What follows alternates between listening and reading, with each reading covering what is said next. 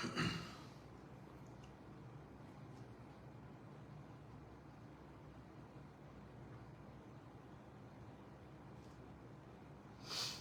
सबको जय मसीह की, praise the Lord, shalom everyone.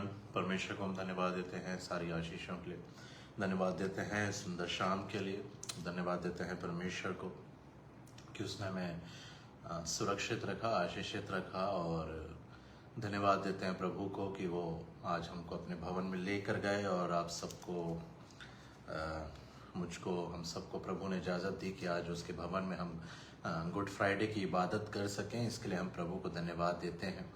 और धन्यवाद देना चाहता हूं मैं यहोवा मिनिस्ट्रीज़ यूके पेज को, रेवरेंड चरणजीत सिंह कंबोज जी को, सिस्टर मन्नत जी को, जिन्होंने ये तय किया कि आज गुड फ्राइडे की आराधना हम सब एक साथ यहाँ पर कर सकें और मैं वचन को आपके सामने लेकर आऊँ।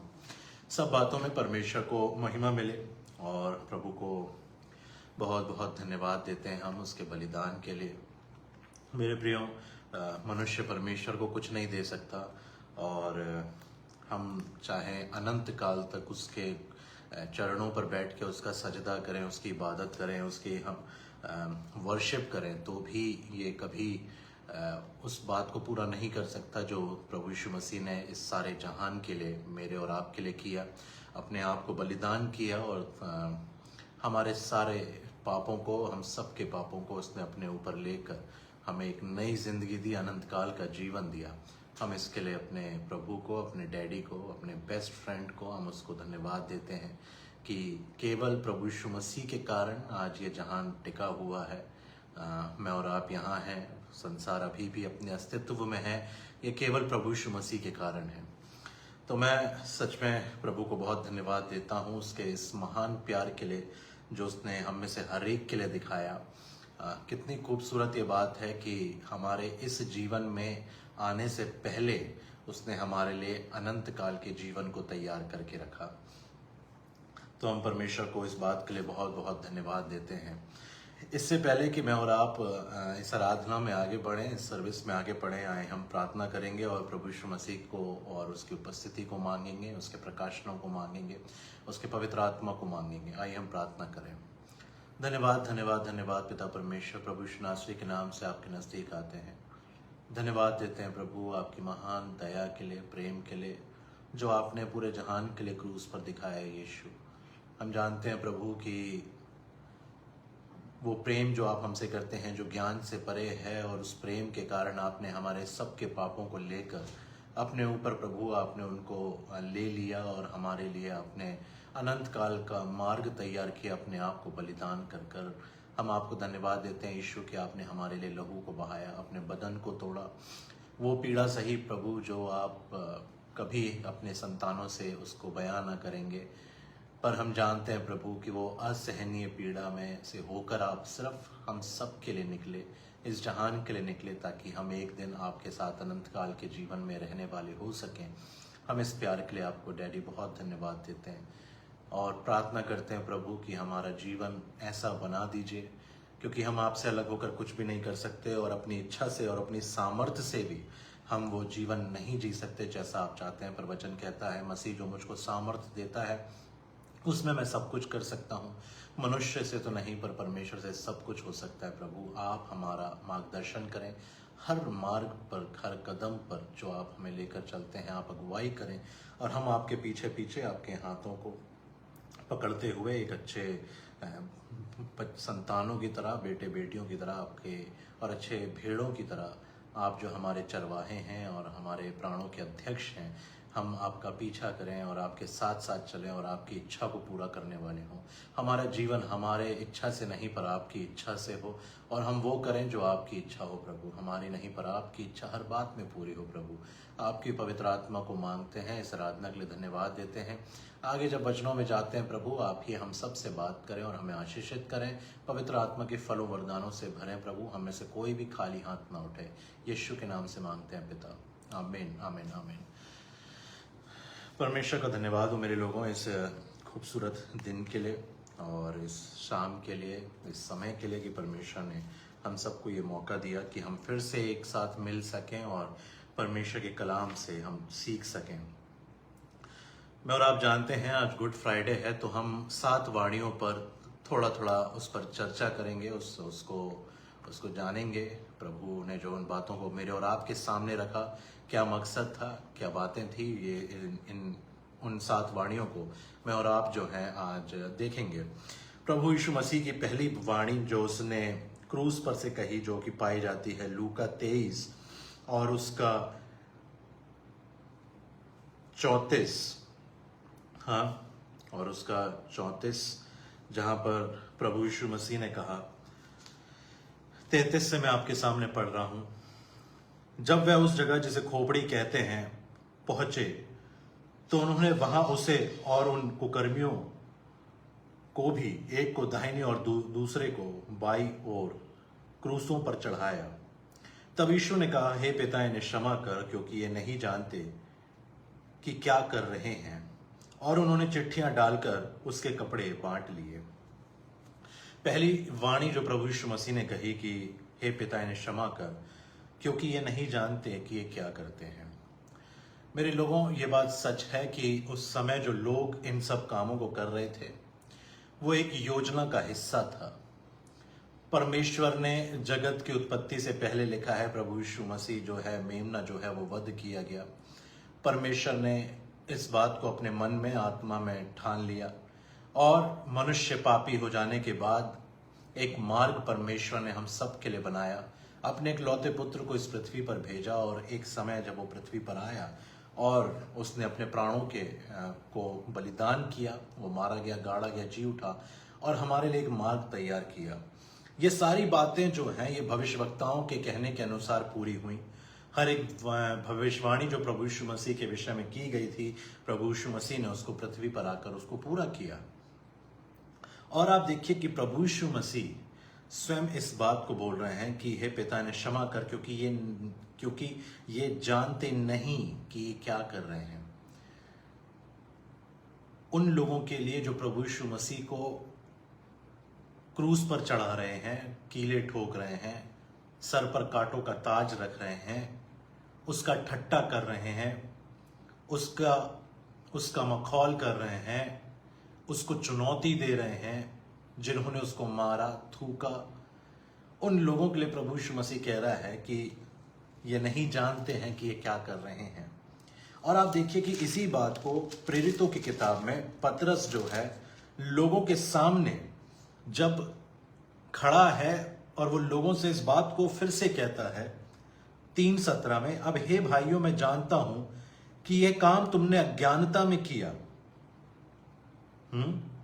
और वो प्रभु यीशु मसीह के विषय में और उसके क्रूस के चढ़ाए जाने के विषय में बात कर रहा है। और वैसा ही तुम्हारे सरदारों ने भी किया, परंतु जिन बातों को परमेश्वर ने सब भविष्यवक्ताओं के मुख से पहले ही बता दिया था कि उसका मसीह दुख उठाएगा, उन्हें उसने इस रीति से पूरी किया।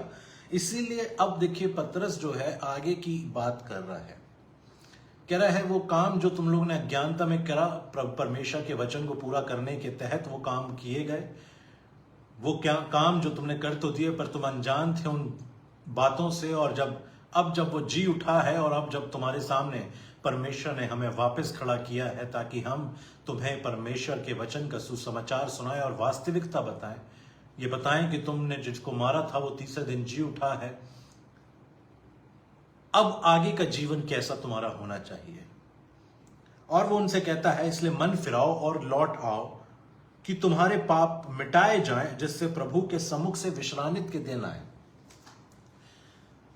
पतरस इस बात को भीड़ से कह रहा है कि तुमने और तुम्हारे प्रधानों ने इसको अज्ञानता में किया, पर अब जब तुम सब कुछ जानते हो, अब जब तुमने इस लंगड़े भिखारी को देख लिया है कि ये किस तरह से चंगा हुआ है, प्रभु यीशु मसीह की सामर्थ्य ने इसको चंगा किया है। ये वही प्रभु यीशु मसीह है जिसको तुमने क्रूस पर चढ़ा दिया था, पर वो तीसरे दिन जी उठा। वो मारा गया, वो गाड़ा गया, और अब वो जी उठा। अब उसी प्रभु यीशु मसीह के पास तुम लौट आओ। जो कुछ बीत गया तो बीत गया, पर अब तुम लौट आओ अपने वापस अपने घरों में, अपने अध्यक्ष के पास, अपने प्राणों के रखवाले के पास लौट आओ। मेरे लोगों, प्रभु यीशु मसीह ने उन लोगों के विषय में जो उस समय उन कामों को कर रहे थे, ये प्रार्थना की कि हे पिता, इन्हें क्षमा कर, क्योंकि ये नहीं जानते कि क्या कर रहे हैं। पर आज जो लोग आज के परिप्रेक्ष्य में मैं और आप देखें, आज हम लोग जो वास्तविकता को जानते हैं, क्या प्रभु यीशु मसीह हमारे लिए आज ये प्रार्थना कर रहा है कि हे पिता इन्हें क्षमा कर, क्योंकि ये नहीं जानते कि ये क्या कर रहे हैं।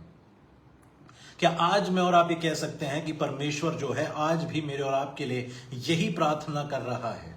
हाँ, मैं और आप जानते हैं, वचन इस बात को स्पष्ट रूप से बताता है, पहला यूहन्ना और उसका 1 और 9 में इस बात को स्पष्ट रूप से परमेश्वर ने लिखा है, मेरे और आपके लिए लिखा है, सारे जहान के लिए, पापी जहान के लिए लिखा है। और लिखा है कि यदि हम अपने पापों को मान लें तो वह हमारे पापों को क्षमा करने और हमें सब अधर्म से शुद्ध करने में विश्वास योग्य और धर्मी है। परमेश्वर का वचन कह रहा है कि आज भी जब मैं और आप अपने अपराधों को मान लेंगे, अपने गुनाहों को मान लेंगे, तो वो पूरा विश्वास योग्य है। वो हमारे सारे अधर्म के अपराधों को और कामों को, हमारे पापों को और हमें सब अधर्म से शुद्ध करने में वो विश्वास योग्य धर्मी है। वो आज भी अपनी बाहों को खोलकर मेरे और आपके लिए और इस जहान के लिए खड़ा है कि मैं और आप एक बार सच्चाई के साथ उसके साथ लिपट जाएं, अपने पापों का अंगीकार करके। पर अब यहां से बात शुरू होती है, एक और बड़ी गंभीर बात शुरू होती है कि कब तक मैं और आप जो हैं, लोग जो हैं, अपने जीवन में पूरी तरह से मन नहीं फिराएंगे। परमेश्वर का वचन इस बात को कहता है नीति वचन में, जो अपने अपराधों को मान लेता है और उन्हें छोड़ भी देता है, उस पर दया की जाएगी। हम जो लोग पापी थे, हमने जब परमेश्वर के सामने अपने जीवनों को रखा तो परमेश्वर के उस अनुग्रह के कारण हमारे सारे अधर्म क्षमा हुए। उसके लहू बहाए जाने के, मारे जाने, गाड़े जाने और जी उठने के कारण हमारे अपराधों को प्रभु ने क्षमा किया। पर अब आज हमारा जीवन कैसा है? क्या आज भी मैं और आप उन्हीं पापों में फंसे हैं, या आज मैं और आप जो है वो आगे बढ़ चुके हैं, अपने पाप की जिंदगी को छोड़ चुके हैं, हम बहुत दूर आ गए हैं और आज परमेश्वर के साथ बड़ी पवित्रता के साथ चल रहे हैं। आज मेरे और आपके जीवन में जब मैं और आप सब कुछ जानते हैं, क्या सच में परमेश्वर का वचन ही कहता है कि यदि हम लगातार पाप करते रहें तो हमारे लिए जो है वो माफी हमेशा खड़ी रहेगी? याद रखिएगा, अनुग्रह मुझे और आपको आगे बढ़ने के लिए दिया गया है। एक जगह पर खड़े रहने के लिए मनुष्य को अनुग्रह नहीं दिया गया है।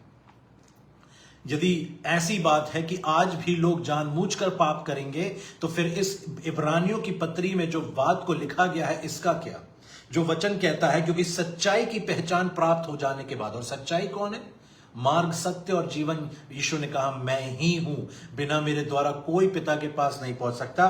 सच्चाई की पहचान प्राप्त हो जाने के बाद, जान लेने के बाद कि प्रभु यीशु मसीह परमेश्वर का इकलौता पुत्र है, जो इसने अपने प्राणों को दिया ताकि जगत उसके द्वारा उद्धार पाए, इसको तुमने पहचान लिया। उसके जी उठने को तुमने पहचान लिया, उसके अनुग्रह की तुम्हें पहचान है, तुम वचन को जानने वाले हो, प्रार्थना करने वाले लोग हो, तो फिर परमेश्वर का वचन क्या कह रहा है कि सच्चाई की पहचान करने, यदि पहचान प्राप्त करने के बाद यदि हम जानबूझ कर पाप करते रहे तो फिर कोई बलिदान बाकी नहीं है। 10 साल पहले भी सिगरेट पी रहे थे, आज भी सिगरेट पी रहे हैं। प्रभु को जानने से पहले भी झूठ बोलते थे, आज भी झूठ बोल रहे हैं। खुदा के साथ जब निर्णय ले लिया था कि प्रभु अब व्यभिचार नहीं, तो आज भी व्यभिचार में फंसे हुए हैं। तो प्रभु का वचन कह रहा है फिर तुम ये जानबूझकर कर रहे हो। और ये किस बात को आगे बढ़ाता है और कितना गंभीर वचन जो है इसके विषय में बात करता है कि अगर एक व्यक्ति जानबूझकर अपने जीवन में उन पाप को बनाए रखे है, तो वो एक वास्तविकता में आज के जीवन में, आज के परिप्रेक्ष्य में वो कर क्या रहा है?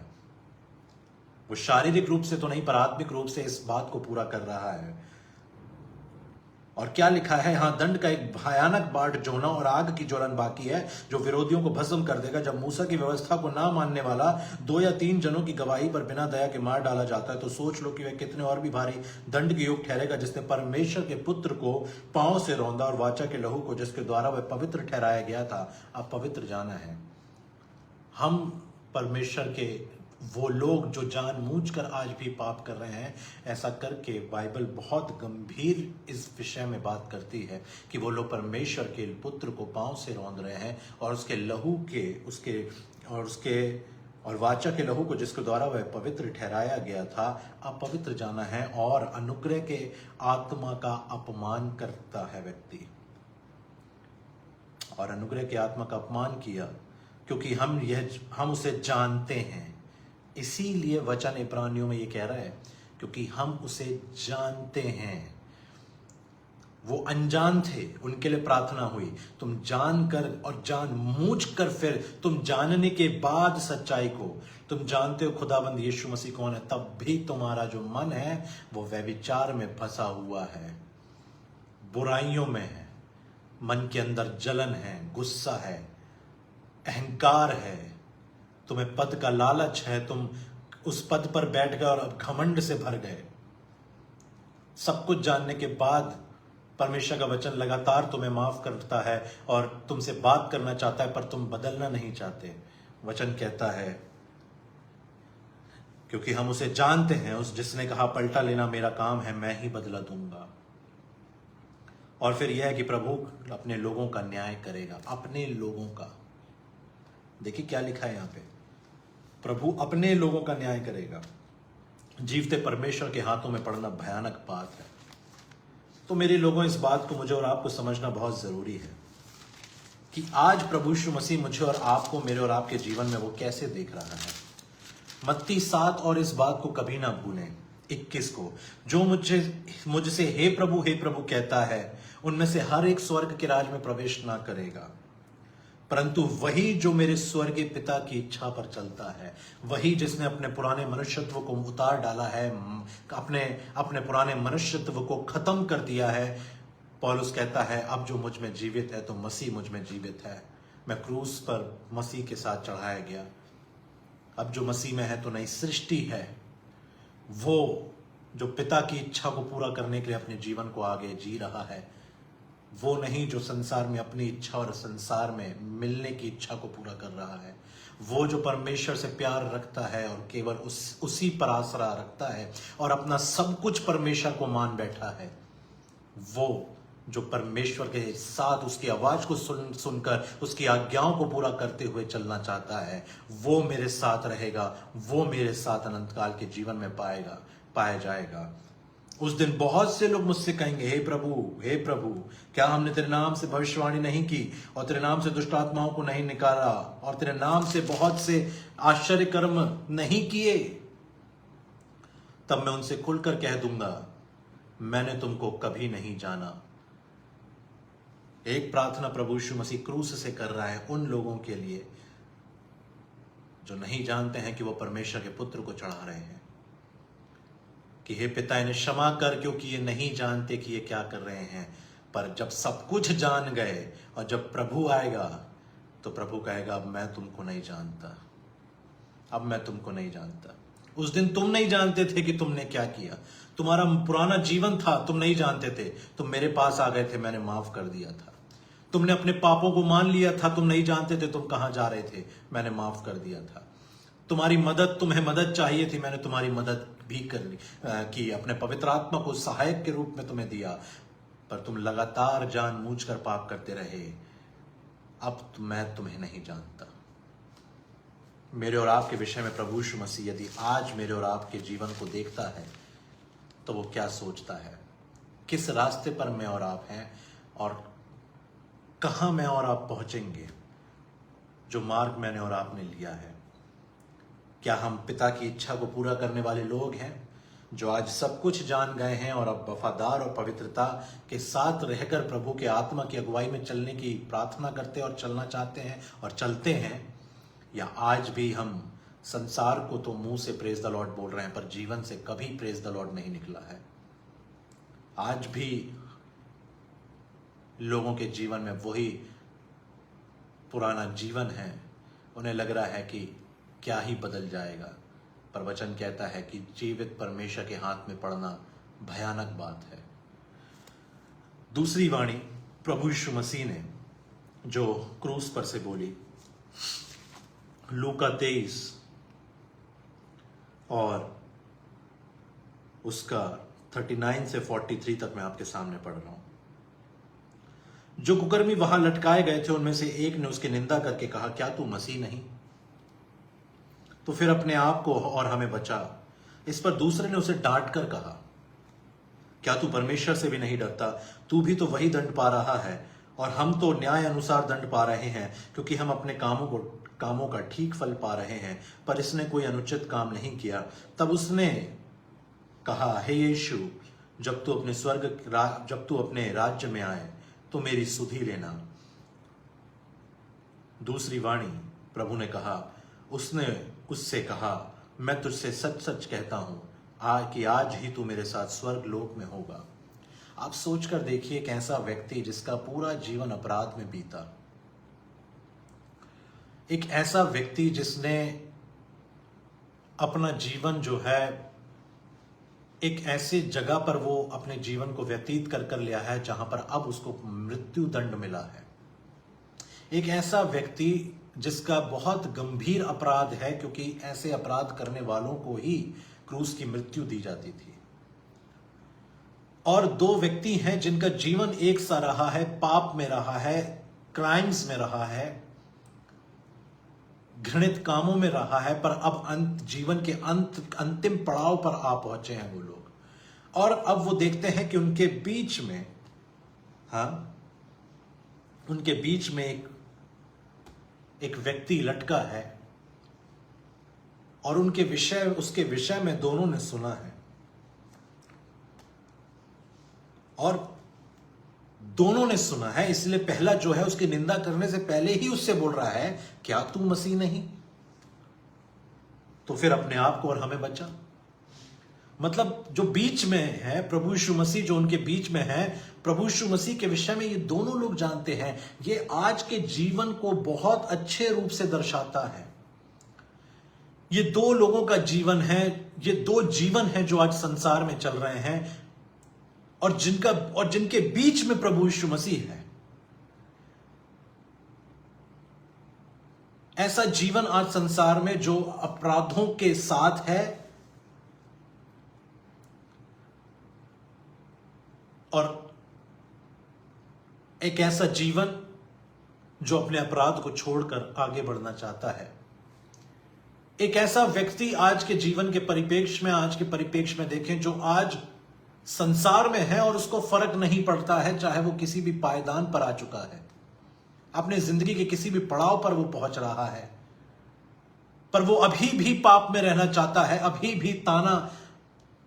भी तानेबाजी कर रहा है, अभी भी उसके जीवन में गंभीरता नहीं है। और एक ऐसा जीवन जो उसको अब उस जो बीच में प्रभु यीशु मसीह लटका है, उसको देखकर उसको पश्चाताप है, उसको देखकर उसका मन पीड़ित हो रहा है, और वो अपना जीवन बदलना चाहता है, पर अब उसके पास समय नहीं है।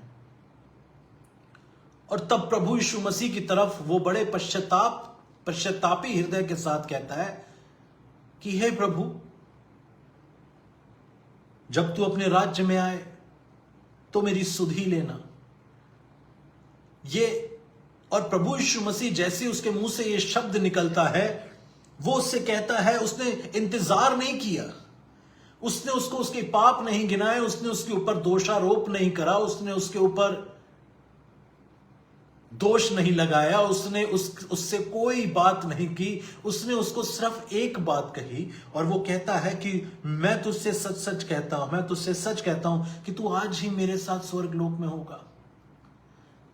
मेरे लोगों, ये आज के जीवन में ये घटना जो है, ये आज के परिप्रेक्ष्य में, आज के सिनेरियो में, आज अगर हम अपनी जिंदगी में इसको देखें तो ये कितनी खूबसूरत घटना है कि ऐसा मनुष्य जो आज तक पापी बनकर रहा, आज अगर वो इसी समय अपने पापों को मान ले, इसी घड़ी अगर इसी समय में, और आप ये कह दें खुदा से कि प्रभु वो जीवन पुराना जो था वो बहुत घृणित था, प्रभु मैं माफी चाहता हूं, मैं अपने अपराधों को मान लेता हूं। आप देखिए, उसने छुपाया नहीं। लोग छुपाते हैं परमेश्वर से अपने अपराधों को, इस व्यक्ति ने अपराधों को छुपाए नहीं, जो अपने अपराधों को मान लेता है। वचन क्या कह रहा है? पहला यूहन्ना 1:9 स्पष्ट रूप से, यदि हम अपने पापों को मान लें। इस व्यक्ति ने क्या कहा प्रभु यीशु मसीह से? इस व्यक्ति ने क्या कहा? इसने कहा क्योंकि हम अपने कामों का ठीक फल पा रहे हैं। और प्रभु यीशु मसीह वो सुन रहे थे। या आज भी व्यक्ति अगर कोई कहे कि प्रभु मुझसे गलती हुई, मैं अपने अपराधों को मानता हूं और मैं तुझसे मांगता हूं प्रभु कि तू मेरी सुधि ले, आज इसी समय, इसी घड़ी, इसी सेकंड अगर आज हम कन्फेस कर लें तो प्रभु तैयार है अपने पास रखने के लिए। अपने साथ ले जाने के लिए, उस योजना में, उस जीवन में जहां उसने वो जीवन बना के मेरे और आपके लिए रखा है। हम किस बात का इंतजार कर रहे हैं? शैतान क्यों हमारे दिमाग में ये डाल रहा है कि नहीं तुम्हारे पाप क्षमा नहीं किए जाएंगे? गलत है। आज अगर हम एक निर्णय अपनी जिंदगी में ले लें कि प्रभु आज के बाद मैं तेरे साथ रहना चाहता हूं, मुझे अपने साथ रख प्रभु, अपनी महिमा के लिए इस्तेमाल कर, मुझे पवित्रता का जीवन दे। मैं अपने उस जीवन से जिसमें झूठ भरा हुआ था, वह विचार और नशा भरा हुआ था, आज मैं इसको लेकर आया हूं। आप सोचिए इस मनुष्य की हृदय में कितना कुछ चल रहा होगा। ये चाह रहा होगा कि मैं एक बार उतर के उसके कदमों को चूम लूं, मैं एक बार उसके कदमों पर गिरकर माफी को मांग लूं, एक बार उसको गले लगा लूं, एक बार उसकी छाती से चिपक जाऊं और रोकर उसको बोल दूं कि मुझे माफ कर दे। प्रभु यीशु ने कहा कि बस तेरा सच्चा दिल मुझे दिख गया है, तेरा पश्चातापी दिल मुझे दिख गया है, मैं यहोवा मन की जांचता हूं। उसने बैप्टिज्म भी नहीं ले पाया, वो उसके पास समय नहीं था। आज हमारे पास समय है। आज मेरे और आपके पास समय है कि हम अपने अपराधों को मान लें, बपतिस्मा लें और प्रभु के साथ एक आत्मा हो जाएं। उसके पास समय नहीं था और प्रभु उससे कहता है कि तू आज ही मेरे साथ। देखिए मेरे लोगों, दोनों लोगों को चुनाव दिया गया। जिंदगी के ऐसे समय में चुनाव दिया गया जहां अगर ये दोनों पश्चाताप कर लेते तो दोनों बच जाते, पर एक ने किया और एक अभी भी अपने पापों से फिरना नहीं चाह रहा था। एक अभी भी अपने अहंकार में जी रहा था, अपने घमंड में जी रहा था। उसको यह लग रहा था कि ये मसीह है तो बचा ले। उसने सुना तो सही, पर उसका हृदय नहीं टूटा उसके कामों को, प्रभु यीशु मसीह के कामों को, और उसको देखकर उसने प्रभु यीशु मसीह की ओर दृष्टि गड़ाई तो सही, पर उसने उसको पहचाना नहीं कि ये जगत का उद्धार करता जो निष्पाप है, जगत के पापों को अपने ऊपर लेकर वो लटका हुआ है, और उसने तो कुछ गुनाह ही नहीं किया है। मैं तो गुनाह में यहां फंसा हूं, पर ये तो निर्दोष है, और तब भी अपने जीवन को देने के लिए तैयार है। वो चुनाव इन दोनों के पास था। आज हम लोगों के पास ये चुनाव है। और ये आज के जीवन में मैं और आप देख सकते हैं, यदि कहें तो वो लोग जो सच में खुदा के साथ चल तो रहे थे पर बैकस्लाइड हो गए, जिन्होंने अपने जीवन की शुरुआत तो अच्छी की थी पर आज प्रभु के साथ एक दूरी में आ गए हैं। प्रभु आज तैयार है उस दूरी को खत्म करने के लिए, और वो जीवन जिसने खुदा को कभी नहीं जाना था, यदि वो पश्चातापी हृदय के साथ यीशु मसीह के पास आएगा तो प्रभु कहता है कि मैं आज ही तेरी सुधि लूंगा। तू आज ही मेरे साथ, मेरे चित्त में, मेरे हाथों की हथेली पर स्वर्ग लोक में होगा। मैं आज ही तेरा चेहरा अपने हथेली में खोदने के लिए तैयार हूं। तू आज मेरा बेटा बन जा, मैं तेरे साथ चलने के लिए तैयार हूं। पर मैं और आप जो हैं, क्या प्रभु के साथ चलने की इच्छा रखते हैं? प्रभु कहता है कि मैं तुझसे सच कहता हूं कि तू आज ही मेरे साथ स्वर्ग लोक में होगा। तू आज अपने अपराधों को मानकर छोड़ दे, मैं आज ही तेरा नाम जीवन की पुस्तक में लिख दूंगा। मेरे और आपके पास ये चुनाव आज करने के लिए प्रभु यीशु मसीह ने मुझे और आपको दिया है। आज भी मेरे और आपके पास समय है। तीसरी वाणी यूहन्ना 19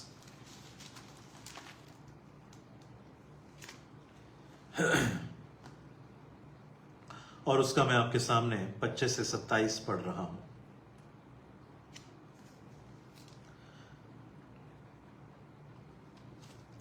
अतः सैनिकों ने ऐसा ही किया। यीशु के क्रूस के पास उसकी माता और उसकी माता की बहन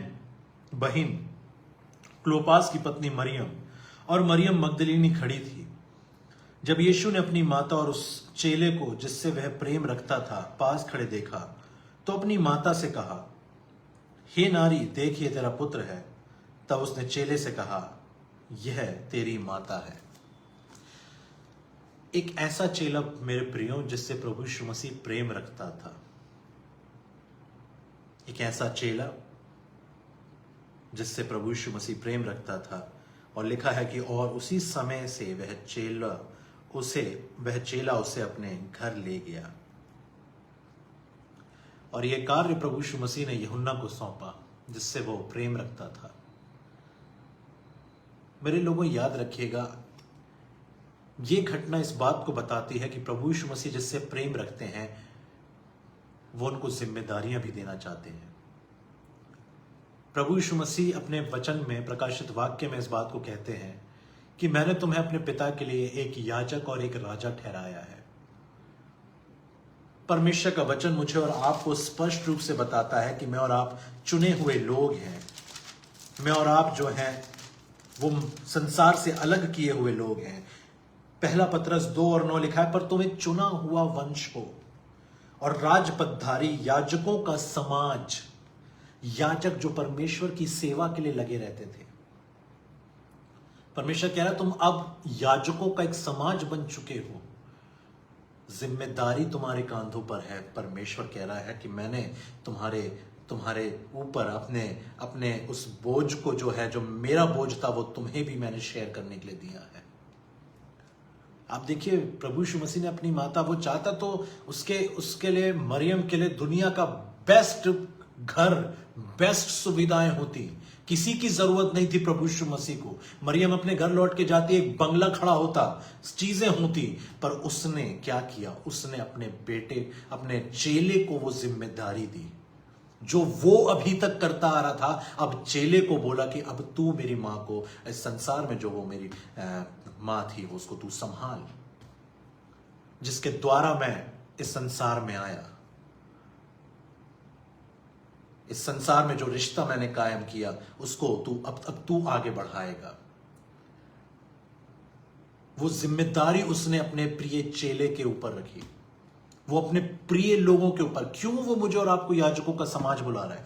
क्यों वो कह रहा है कि तुम और पवित्र लोग और परमेश्वर की निज प्रजा हो? इसलिए कि जिसने तुम्हें अंधकार से अपनी अद्भुत ज्योति में बुलाया है उसके गुण प्रकट करो। और क्या वचन बोल रहा है, बड़े ध्यान से समझिए।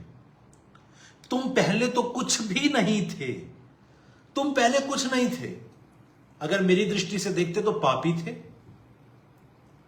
पर अब परमेश्वर की प्रजा हो। माफी के बाद, लहू बहाए जाने, बलिदान के बाद, मारे जाने, गाड़े जाने, जी उठने के बाद, विश्वास करने के द्वारा अब तुम परमेश्वर की प्रजा हो।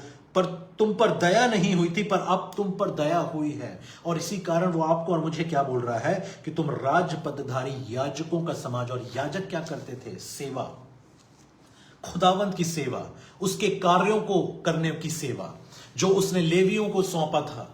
जो बलिदान चढ़ाए जाने थे वो लेवी के गोत्र को, लेवियों के पास था। और आप देखिए कि वो उनके लिए उसने एक ड्रेस तैयार करी थी, एक जगह तैयार करी थी। वो टैबरनेकल में वो जब मंदिर बन गया तो उस मंदिर के अंदर वो लोग सेवा करते थे। कोई वर्शिप कर रहा होता था, कोई अलग काम कर रहा होता था, कोई वेदी के पास होता था, कोई बलिदान चढ़ा रहा होता था, पर सब एक साथ मिलकर खुदा के कार्यों को कर रहे थे। क्या मैं और आप आज अपने परमेश्वर पिता की इच्छा को पूरा कर रहे हैं? क्या मैं और आप आज ये कह सकते हैं कि प्रभु, मुझे और आपको क्या लगता है प्रभु ने जब तोड़ों का दृष्टांत बताया तो वो क्या कहना चाह रहा था? मत्ती 25 में जो मैं और आप देखते हैं, हर एक को तोड़ा दिया उसने, किसी लिए? चीजों को बढ़ाने के लिए। एक कार्य सौंप कर स्वामी छोड़कर गया। प्रभु यीशु मसीह ने मुझे और आपको क्या आज्ञा दी है? मत्ती 28 में उसने क्या कहा? वो क्या बोल रहा है अपने वचन में? इसीलिए तुम जाओ, लोग जाएं, खुदा के लोग जाएं और क्या करें? सब जातियों के लोगों को चेला बनाओ और उन्हें पिता और पुत्र और पवित्र आत्मा के नाम से बपतिस्मा दो और उन्हें सब बातें जो मैंने तुम्हें आज्ञा दी है मानना सिखाओ। तुम जाओ, तुम ये काम करो और देखो मैं जगत के अंत तक सदा तुम्हारे संग हूं। और प्रॉमिस दिया है कि तुम जब निकलोगे तो मैं तुम्हारे साथ खड़ा रहूंगा। इसको ये मत देख, फिजिकली तुम्हारी आईज उसको नहीं देख पा रही हैं। शैतान कई बार तुम्हें बरगलाने के लिए आएगा कि कहां है तेरा परमेश्वर, पर विश्वास मानना कि मैं वहीं खड़ा हूं, तुम्हारे अंदर हूं। वो जो तुम में है वो उससे जो इस संसार में है कहीं बड़ा है। तुम्हारी देह पवित्र आत्मा का मंदिर है। मैं तुम्हारे साथ, तुम्हारे अंदर, तुम्हारे आगे पीछे, आजू बाजू, हर जगह हूं। पर क्या मैं और आप उस जिम्मेदारी को उठाने के लिए तैयार हैं? हम परिवार की जिम्मेदारी उठाने के लिए तैयार रहते हैं, जो कि जरूरी है। हम लोगों की जिम्मेदारियां, आजकल बैंक भी जो है वो गारंटर जो होता है उसकी साइन चाहता है कि भैया उसकी जिम्मेदारी क्या तुम लोगे। पर लोग आज परमेश्वर के काम की जिम्मेदारी लेना नहीं चाहते। उसको किसी की जरूरत नहीं है, पर उसने ये सौंपा है अपनी खुशी से हमें, याजकों के समाज के लोगों को, वो जो चुना हुआ वंश है, जो प्रजा है उसकी। मैं और आप, शायद हो सकता है कि मैं और आप में से हर कोई प्रचार नहीं कर सकता, पर प्रार्थना तो कर सकता है। वो तोड़ा, प्रार्थना का तोड़ा तो आपको और मुझे दिया होगा। मैं और आप जो हैं, हो सकता है कि मैं और आप जो हैं किसी ऐसी जगह पर काम कर रहे हैं जहां पर लोग जो हैं वो तकलीफ में हैं, परेशानियों में हैं। अगर मैं और आप उनको 2 शब्द वचन का देकर उनके लिए प्रार्थना करेंगे तो खुदा उनके जीवन में काम करेगा। और परमेश्वर इस बात से खुश होगा कि इस व्यक्ति ने, मेरे इस बेटे बेटी ने अपनी जिम्मेदारी को समझा और मेरे लिए, मेरे साथ मेरी सेवा करने के लिए ये आगे बढ़ना चाहता है, चाहती है। आप देखिए, जिसको तोड़े मिले थे उन्होंने आकर कमा कर दिया। खुदा जो स्वामी है, जो प्रभु यीशु मसीह अपने ही विषय में बात कर रहा है कि जब मैं जगत के न्याय के लिए आऊंगा और जब मैं तुमसे पूछूंगा कि जो मैंने तुम्हें दिया था उसका वापस करने का समय आया तो तुम मुझे क्या वापस करोगे, तो परमेश्वर मुझसे और आपसे वो मांगेगा। मैं और आप घर पे बैठकर आईपीएल देखते हुए ये सोच ले कि अब मेरी सारी जिम्मेदारी खत्म, मैं ऑफिस से पैसा कमा कर आ गया, मैंने परिवार को एक अच्छा घर दे दिया, एक गाड़ी दे दी, अपने माँ बाप को मैंने घर दे दिया, गाड़ी दे दी, सुख आराम की जिंदगी दे दी। पर परमेश्वर को मैंने और आपने क्या दिया? जो परमेश्वर चाहता है क्या मैंने और आपने उसको वो दिया? जो धनी व्यक्ति था, जिसकी डेवड़ी पर लाजर बैठा रहता था, वो तो अपने परिवार को सब कुछ दे रहा था, तो फिर उसको हिसाब से तो उसको भी स्वर्ग चले जाना चाहिए था। उसने कौन सा अपराध किया था? उसने कौन सा मर्डर कर दिया था? उसने कौन सा क्राइम कर दिया था? कौन सी बैंक रॉबरी करी? तो वचन कहता है कि वो धनी था। पर मैं आप देखते हैं कि अचानक से उसकी आंख बंद होती है और वो उस जगह पर है जहां पर वो अनंत काल का विनाश, वो अनंत विनाश की उस खाई में खड़ा हुआ है, क्योंकि सब कुछ किया पर परमेश्वर जो चाहता था उसको इंच भर भी अपनी जिंदगी से नहीं हिलाया। आज लोग बाहर प्रार्थना करना छोड़िए, घरों में प्रार्थना करने में लोगों को शर्म आती है। अगर घर में बोला जाए तो एक दूसरे के ऊपर डालते हैं कि तू प्रार्थना, तू प्रार्थना, तू प्रार्थना कर।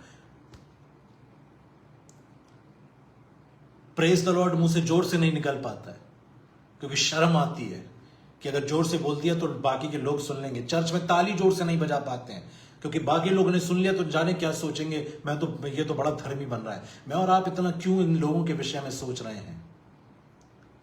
वो मुझे और आपको कुछ जिम्मेदारियां सौंप के गया है। अगर ये सोचते रह जाएंगे तो कभी निकल नहीं पाएंगे और बैठे रह जाएंगे और कोई काम जिंदगी में खुदा का नहीं होने वाला। वचन कहता है जो वायु को ताकता रहेगा वो बीज बोने ना पाएगा।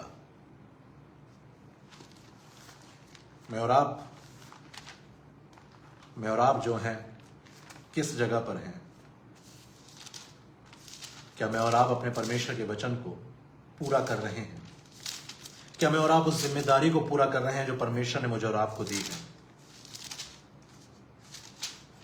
किसी को हमने जाके वचन बताया है, किसी को जाकर मैंने और आपने उसके दुखों में उसके लिए प्रार्थना की है। क्या किसी को मैंने और आपने ये बताया है कि प्रभु यीशु मसीह तुम्हारे लिए मारा गया, गाड़ा गया और तीसरे दिन जी उठा है और अब तुम्हारे अपराधों को उसने माफ कर दिया है, उसके पास आ जाओ।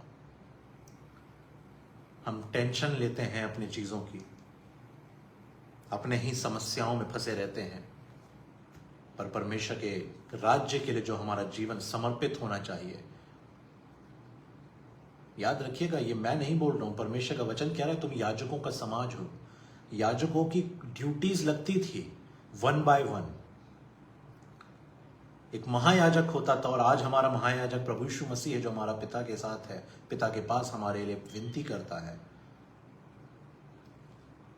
और आप ये मना नहीं कर सकते लोगों, आप मैं बोल सकते हैं कि आज यहां इस पृथ्वी पर तो बोल देंगे कि नहीं, ये तो प्रचार का काम पास्टर का है, प्रार्थना का काम पास्टर का है। उस दिन क्या बोलेंगे जब वो कहेगा कि क्या तुमने पढ़ा नहीं दूसरा पत्रस, पहला पत्रस 2 और 9 क्या लिखा हुआ था उसमें? क्या तुम इस बात से अनजान थे कि मैंने तुम्हें अपने पिता के लिए याजक और ये राजा ठहरा रखा है? क्या तुमने नहीं पढ़ा था पहला पत्रस 2 और 9 कि तुम मेरी निज प्रजा हो? क्या तुम नहीं जानते थे कि तुम याजकों का समाज हो? नहीं प्रभु। तो क्यों नहीं जानते थे प्रभु? मैं ऑफिस से आता था, उसके बाद मुझे टीवी देखना होता था, बढ़िया सा मुझे स्नैक टाइम होता था प्रभु। उसके बाद जो है 2 मिनट के लिए हम लोग प्रार्थना करते थे और फिर सीरियल चलते थे। और प्रभु सैटरडे तो थोड़ा सा नाइट आउट हो जाता था, संडे को चर्च के बाद लंच निकल जाते थे, मंडे टू फ्राइडे तो प्रभु बहुत स्ट्रेस रहता था, बाइबल पढ़ने का समय नहीं मिला प्रभु। जिंदगी जीने का समय मिल गया, बाइबल पढ़ने का समय नहीं मिला। प्रभु यीशु मसीह अपने चेले से कह रहा है कि ये तेरी माता है, और वो उसके साथ रहने लगी। वो यूहन्ना के साथ अपनी माता को भेज देता है, और अपने जो पृथ्वी पर की उसकी जिम्मेदारी थी वो आगे को अपने चेले को दे के जाता है। मुझे और आपको भी उसने जिम्मेदारी दी है, उसकी सेवा का, उसके कार्यों को करने का। उसने कहा कि तुम जाओ, लोगों को चेला बनाओ, उन्हें पिता पुत्र पवित्र आत्मा के नाम से बपतिस्मा दो, जो मैंने तुम्हें मानना सिखाया उन्हें मानना सिखाओ, तुम सिखाओ, तुम जाओ। क्या मैं और आप जा रहे हैं? तो एक गंभीर विषय है, गंभीर बात है। क्या मैं और आप इस काम को कर रहे हैं? क्या मैं और आप वफादारी से इस काम को कर रहे हैं? चौथी वाणी जो कि पाई जाती है मत्ती में, मत्ती और उसका 27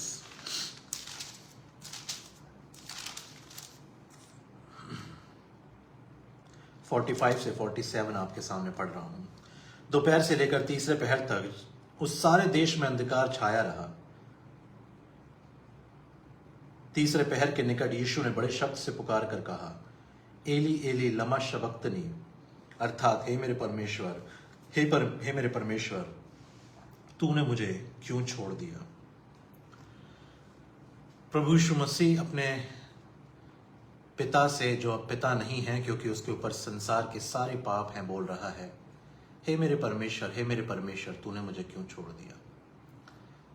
आप जानते हैं गतसमनी बाग में प्रभु यीशु मसीह ने जब ये प्रार्थना की कि हो सके तो एक कटोरा मेरे सामने से हटा लिया जाए, परंतु मेरी नहीं पर तेरी इच्छा पूरी हो। वो इस विषय में इसलिए प्रार्थना कर रहा था क्योंकि उसको पता था कि एक समय ऐसा आएगा क्रूस पर कि सारे जगत के पाप उसके ऊपर होंगे, और वो पिता उसकी तरफ पीठ कर लेगा, और वो पिता से 1 सेकंड बल्कि कभी भी अलग नहीं होना चाहता था। वो ये प्रार्थना कर रहा था कि मैं सब कुछ करूंगा, पर क्या ये रुक सकता है? क्या ऐसा टल सकता है कि मैं और तू अलग ना हो? बस प्यार प्रभु यीशु मसीह का पिता के लिए। और अब वो पिता जो है वो परमेश्वर बन गया है, और वो उससे कह रहा है, हे मेरे परमेश्वर, हे मेरे परमेश्वर, तूने मुझे क्यों छोड़ दिया? मेरे लोगों, इस बात को मुझे और आपको समझना होगा कि पाप जब इंसान के जीवन में होता है, वो एक दूरी को ले आता है परमेश्वर से। एक ऐसी दूरी जो उस समय प्रभु यीशु मसीह महसूस कर रहे हैं। उनको पता है कि अब पिता उनकी तरफ पीठ उनकी है, क्योंकि पिता इतना पवित्र है, परमेश्वर इतने पवित्र हैं कि वो पाप ना वो देखते हैं और ना वो उसके साथ रहते हैं।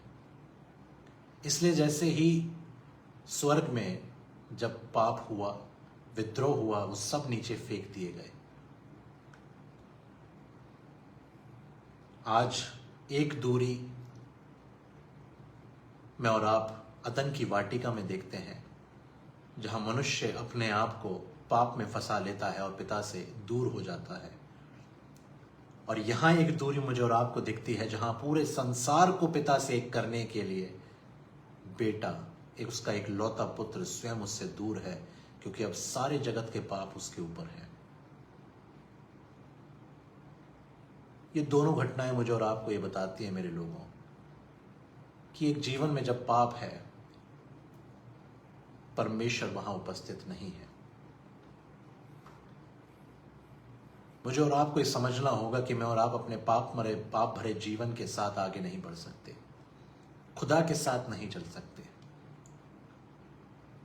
हमारा प्रभु यीशु मसीह इसी दूरी को खत्म करने के लिए, सिर्फ इसीलिए कि कहीं आपके मेरे इस जहान के और पिता और इस जहान के बीच में कहीं वो पाप बना ना रहे, वो दूरी बनी ना रहे, उसने सब कुछ अपनी ओर खींच लिया कि जहान और पिता एक हो जाए।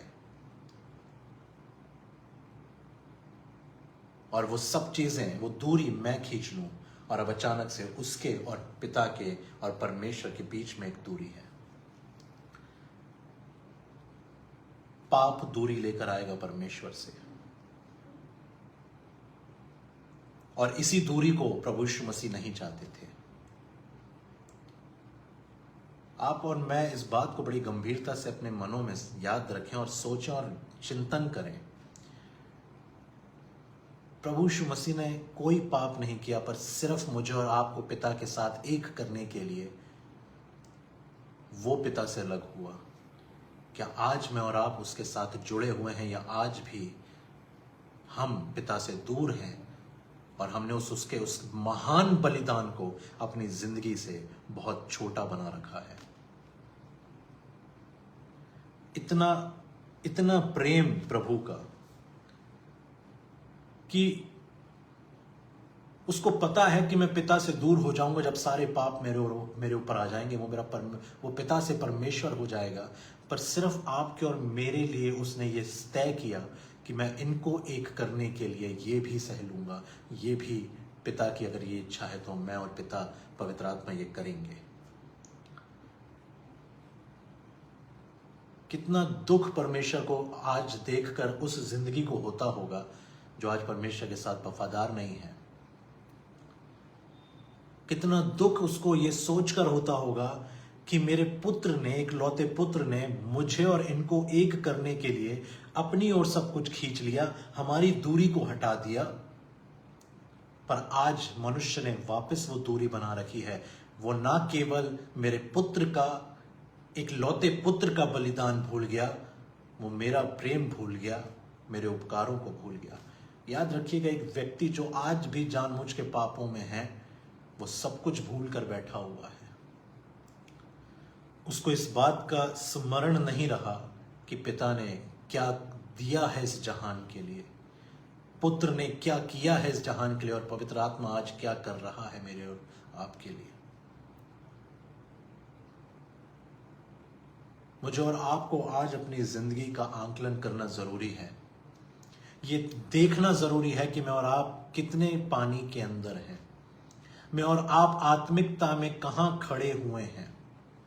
इतना सब मेरे और आपके लिए परमेश्वर ने किया, क्या आज हम अपने जीवन से उसको महिमा दे रहे हैं, या आज हम उसी श्रेणी में हैं, उसी जगह पर हैं? नाम तो मसीह है पर काम एक भी नहीं है।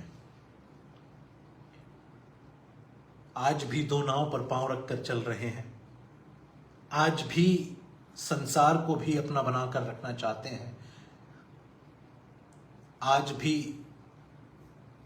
जीवन में बुराइयां हैं।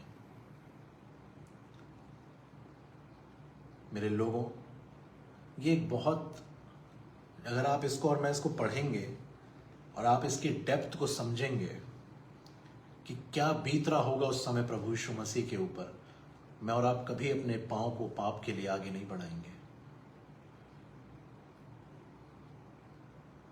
मेरे को इस बात की बड़ी हैरानी होती है, और ये मेरे लिए भी है और आपके लिए भी है और जहान के लिए भी है।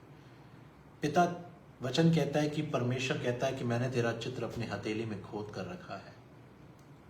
उसका एक लौता पुत्र आता है मेरे और आपके पापों के लिए अपने हाथों में एक ऐसे निशान ले लेता है जो अब हमेशा रहेंगे।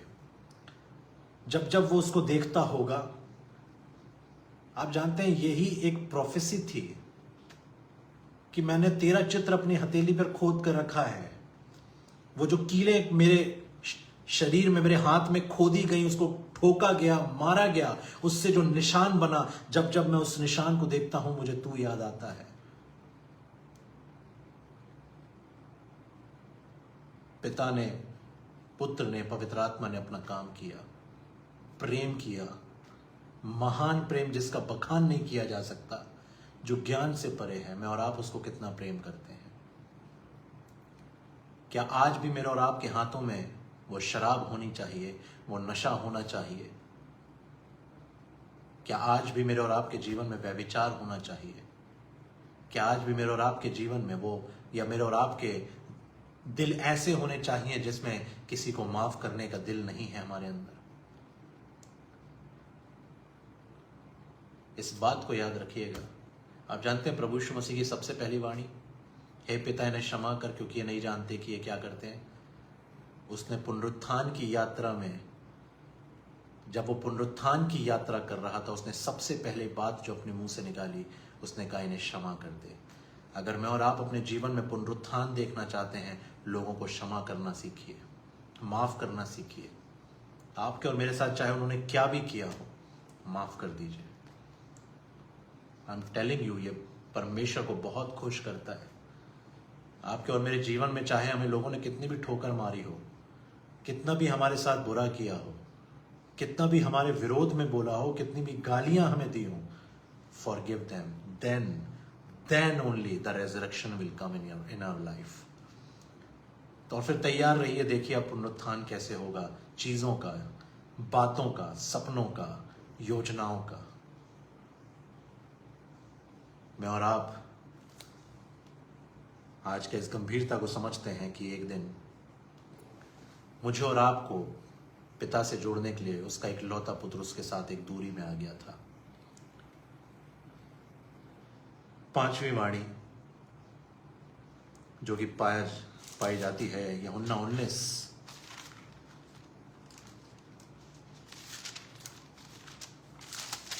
और उसका 28। इसके बाद यीशु ने यह जानकर कि अब सब कुछ पूरा हो चुका है, इसलिए कि पवित्र शास्त्र में जो कहा गया था, कहा गया वह पूरा हो, कहा मैं प्यासा हूं। इस वाणी में मैं और आप देखते हैं कि प्रभु यीशु मसीह कह रहे हैं कि मैं प्यासा हूं। कैसे मुझे और आपको पता चलेगा कि यह आत्मिक है कि सांसारिक है? किसी भी इंसान की प्यास को अगर आपको जानना है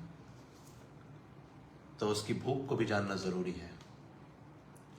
प्रभु यीशु मसीह की भूख क्या थी? यूहन्ना 4 और उसका 34। क्या कह रहे हैं प्रभु यीशु मसीह वहां?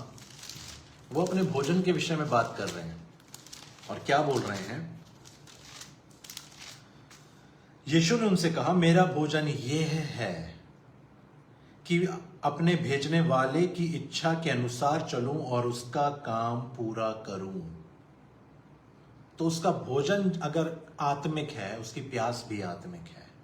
वो प्यासा है रूहों का, आपके और मेरे प्यार का, मुझे और आपको प्यार करने का, मुझसे और आपसे अपने प्यार को लेने का। वो प्यासा था। वो मेरे और आपके जीवन को देख रहा था और उसने कहा कि मैं प्यासा हूं इनके लिए। वो प्यास जो अदन की वाटिका से शुरू हुई थी, आप जानते हैं मनुष्य को परमेश्वर ने निकाला, पर यही परमेश्वर मनुष्य को बचाने के लिए अपनी जान दे रहा है। क्यों? क्योंकि वो प्यासा है। हाँ, वो परमेश्वर है न्याय करने वाला, पर वो पिता भी है प्यार करने वाला। और आज वो इस क्रूस पर आकर कहता है कि मैं प्यासा हूं। वो आज अपनी प्यास बताता है। इंसान को हमेशा ही लगता है कि परमेश्वर जो है वो, उसको कोई फर्क नहीं पड़ता, उसको क्या पता बीमारी क्या, तकलीफ क्या। केवल इसीलिए प्रभु यीशु मसीह इंसान बनकर पृथ्वी पर आए, गरीब बने, ताकि कोई ये ना कहे कि तुझे क्या पता गरीबी क्या होती है। सारी बीमारियों को अपने ऊपर लिया ताकि एक भी दुनिया का व्यक्ति ये ना कह सके कि तुझे क्या पता बीमारी का दर्द क्या होता है। सारे दुखों को, डिप्रेशन को अपने ऊपर लेके रखा हुआ है ताकि कोई उंगली नहीं उठा सके कि तुझे नहीं पता डिप्रेशन क्या चीज होती है। धोखे को अपने जिंदगी में उसने अलाउ किया ताकि कोई ये ना कहे कि तुझे क्या पता धोखे से निकलना क्या होता है। इसीलिए वो सब कुछ अपने ऊपर लेके खड़ा है, पर फिर भी आपके और मेरे प्यार के लिए प्यासा है। मैं सोचता हूं इस इतना बोल देने के बाद अब क्या रह गया कि मैं और आप परमेश्वर के विषय में क्या मैं और आप सोचें और बात करें। इतना प्यार उसके अंदर भरा हुआ है मेरे और आपके लिए कि वो मेरे और आपके लिए मर गया आके। मैं और आप एक साथ उसके साथ रह सके अनंत काल के लिए। वो मारा गया, गाड़ा गया और तीसरे दिन जी उठा। वो अपने स्वर्ग में रह सकता था, अपने सिंहासन पर रह सकता था, पर आप देखिए कि वो लिखा है कि उसने परमेश्वरत्व को अपने वश में रखने की वस्तु ना समझा और दीन हुआ, शून्य हो गया। किसके लिए? अगर वो यहां मार खा रहा है तो किसके लिए? अगर कांटों का ताज पहन रहा है तो किसके लिए है? अगर इतनी बदनामी और इतना मजाक सह रहा है तो किसके लिए है? लोग उसकी दाढ़ी नोच रहे, कोई गाली दे रहा, कोई थप्पड़ मार रहा है तो किसके लिए है? जो इतने मोटी मोटी कीलों से गढ़कर लटका हुआ है, किसके लिए? जिसने 39 कोड़े खाए, किसके लिए? हर एक वेदना को अपने ऊपर ले लिया, पाप को अपने ऊपर ले लिया, किसके लिए? मेरे और आपके लिए। ये उसकी प्यास है। मेरे और आपकी प्यास क्या है मेरे लोगों? मेरे और आपकी भूख और प्यास क्या है? यदि मैं और आप कहते हैं कि प्रभु सच में मेरी भी भूख यही हो, प्रभु सच में मैं भी तेरे जैसा, तेरे ही कामों के लिए प्यासा होना चाहता हूं, तो वो आज मुझसे और आपसे कहना चाहता है कि धन्य हो तुम जो धर्म के, धार्मिकता के भूखे और प्यासे हो, क्योंकि धन्य है वे जो धार्मिकता के भूखे और प्यासे हैं, क्योंकि वे तृप्त किए जाएंगे। तुम भी तृप्त किए जाओगे, आप और मैं भी तृप्त किए जाएंगे। यदि मैं और आप उसके प्रेम के प्यासे हैं, उसके काम के भूखे हैं, तो वो कह रहा है कि तुम तृप्त किए जाओगे। और सच में मेरे और आपके जीवन में ये देखने वाली बात है कि मेरे और आपकी भूख और प्यास क्या है। देखिए, संसार की भूख और प्यास आज क्या है? किसी को बड़ा नाम चाहिए, किसी को बड़ा काम चाहिए, किसी को बड़ा बैंक बैलेंस चाहिए, तो किसी की भूख और प्यास व्यभिचार की ही है। यूथ में आज ये ज़्यादा फैला है क्योंकि माँ बाप यूथ को चेक करते नहीं हैं। उनको लगता है कि घर में कौन कलेश करे, अब जब वो बहू आएगी तो वो ज़्यादा कलेश करेगी। तो जहाँ रोकना चाहिए था, प्रार्थनाओं के साथ करेक्शन करना चाहिए था, वहाँ हमने शांति देखी। तो अब शांति तो थोड़ी समय की थी, अब जो आया है वो तो और हैरान परेशान कर देने वाला है। हमने तो बच्चे को टोका नहीं, पूरे समाज में बोलते रहे मेरा बच्चा तो कभी दारू नहीं पीता, और बच्चा ऐसा है कि वो चेन स्मोकर बन के बैठा हुआ है। वो दारू पर दारू पिए जा रहा है, शराब पर शराब पिए जा रहा है। पर हम समाज को जो है ये बोलना चाहते हैं कि नहीं जी, अगर कोई हमसे सामने से आके पूछ ले तो ये नहीं कि सच्चाई को बताएं ताकि और उस व्यक्ति को बोले कि भैया प्रार्थना करो हमारे घर के लिए। पर हमने उसको आंख बंद कर लिया है, पर जानते सब हैं।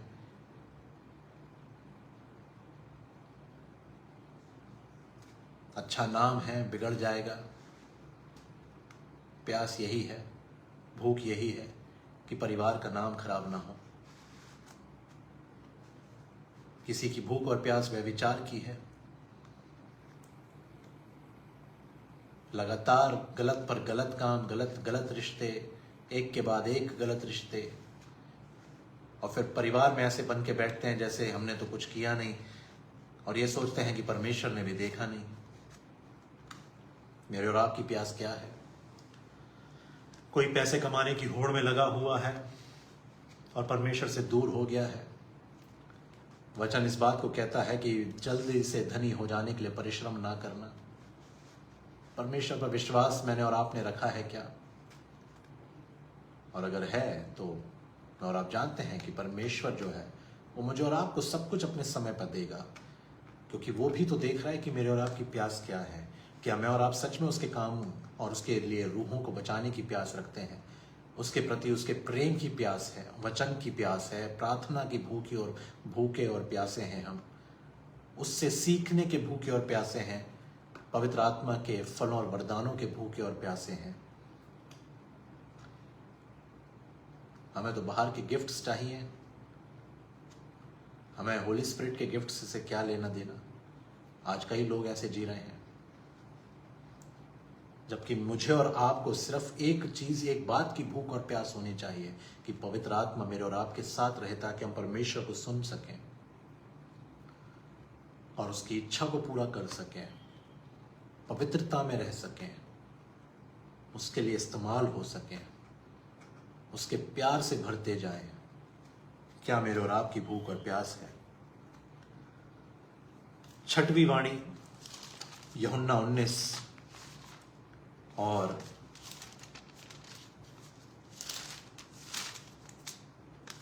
उसका 30। जब यीशु ने वह सिरका लिया तो कहा, पूरा हुआ, और सिर झुकाकर प्राण त्याग दिए। पूरा हुआ। प्रभु यीशु मसीह को जो कार्य सौंपा गया था वह आज्ञाकारिता में रहा और उसने काम को पूरा किया।